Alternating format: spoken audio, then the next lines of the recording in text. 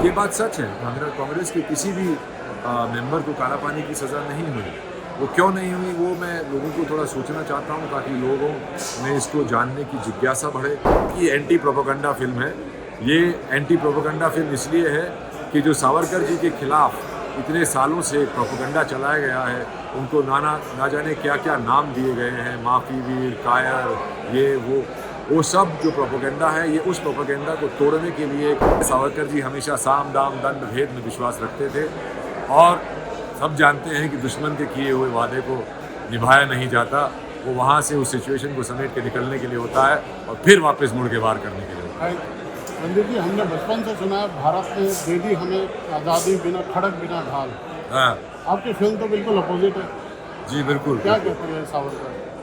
जी मैंने भी यही पढ़ा था कि भारत को आज़ादी अहिंसा से ही मिली है, और वो भी 2-3 लोगों ने ही दिलाई है।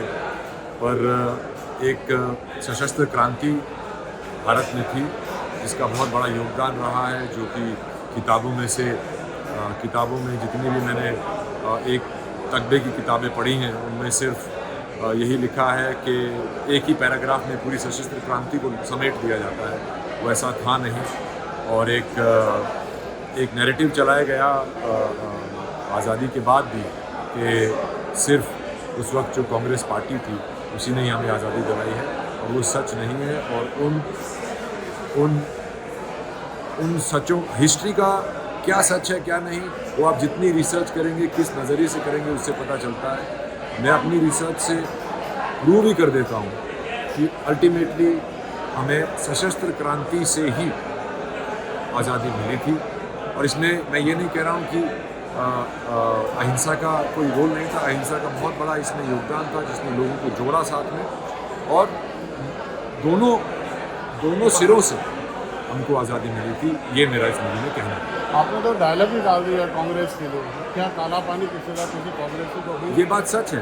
कांग्रेस के किसी भी मेंबर को काला पानी की सज़ा नहीं हुई। वो क्यों नहीं हुई वो मैं लोगों को थोड़ा सोचना चाहता हूँ, ताकि लोगों में इसको जानने की जिज्ञासा बढ़े, इसके बारे में लोग पढ़ें, इसके बारे में और रिसर्च करें, और उसके थ्रू ना सिर्फ सशस्त्र क्रांति की कहानी बल्कि वीर सावरकर जी की कहानी भी उभर के आएगी। और जिन लोगों से अंग्रेज़ ज़्यादा डरते थे, वो उनको मेन लैंड से दूर कारावास में भेज देते थे, जैसे कि सावरकर जी को भेजा, और उनको तो 2 लाइफ टाइम के लिए भेजा। तो आप उससे अंदाज़ा लगा सकते हैं कि वो कितना खतरनाक मानते थे सावरकर जी और उनकी इंटेलेक्ट और उनकी कन्विंसिंग पावर। इसीलिए इसको प्रोपेगेंडा फिल्म भी कह रहे हैं विरोधी पार्टी के जो लोग हैं। जी। बहुत इसको बोले, आप इसका अच्छा जवाब दे रहे हैं क्या? हाँ, मेरा जवाब है कि एंटी प्रोपेगेंडा फिल्म है।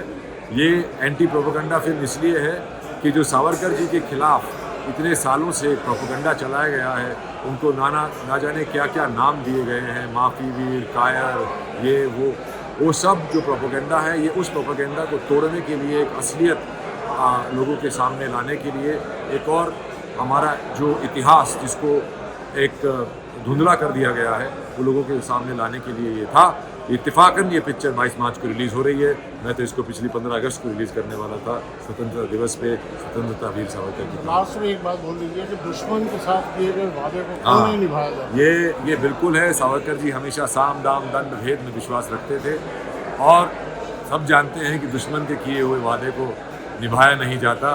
वो वहाँ से उस सिचुएशन को समेट के निकलने के लिए होता है और फिर वापस मुड़ के वार करने के लिए होता है। Thank you.